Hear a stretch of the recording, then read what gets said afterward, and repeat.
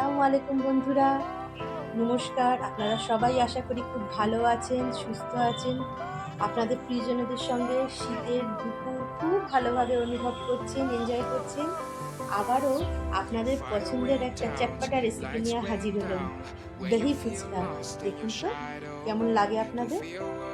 প্রথমে বাজার থেকে রেডিমেড ফুচকা কিনে সাদা তেলে ভেজে রেখে দিলাম। এবার আলু, ভিজিয়ে রাখা ছোলা আর লঙ্কা ভালোভাবে নুন দিয়ে সিদ্ধ করে নিলাম।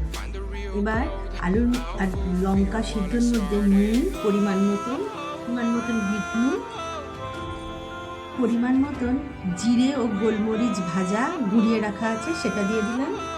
পরিমাণ মতন ধনে ভেজে গুঁড়িয়ে রাখা আছে সেটাও দিয়ে দিলাম। তার সঙ্গে একটু লঙ্কা গুঁড়ো, একটু চাট মশলা গুঁড়ো, খানিকটা পেঁয়াজ কুচি, কিছুটা ধনে পাতা কুচি দিয়ে ভালোভাবে মেখে নেব।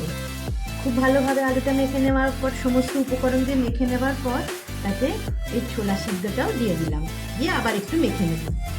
এবারেই বন্ধুরা আসল ম্যাজিক, ফুচকাগুলোর মাঝখানগুলো ফাটিয়ে আলুর পুর ভরে সাজিয়ে রাখতে হবে একটা একটা করে।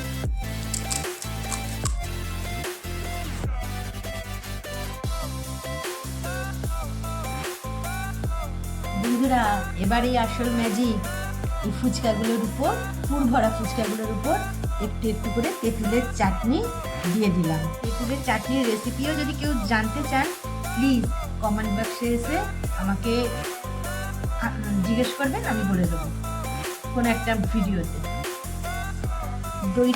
টক দইকে আমি একটুখানি জল দিয়ে ভালোভাবে ফেটিয়ে রেখে দিয়েছি। দেখবেন বেশি জল দেবেন না, একটুখানি জল দিয়ে হালকাভাবে ফেটিয়ে রেখে আমি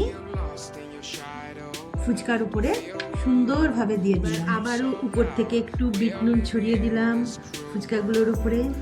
একটু জিরে ধনে ভেজে রাখা গুঁড়িয়ে রাখা মশলাটা দিয়ে দিলাম, মশলা গুঁড়ো দিয়ে দিলাম, একটু ঝুরি ভাজা দিয়ে সার্ভ করতে দিতে হবে না। দেখুন সবাই এক্ষুনি ছুটে এসে একদম অ্যাটাক করবে আপনার দই ফুচকার।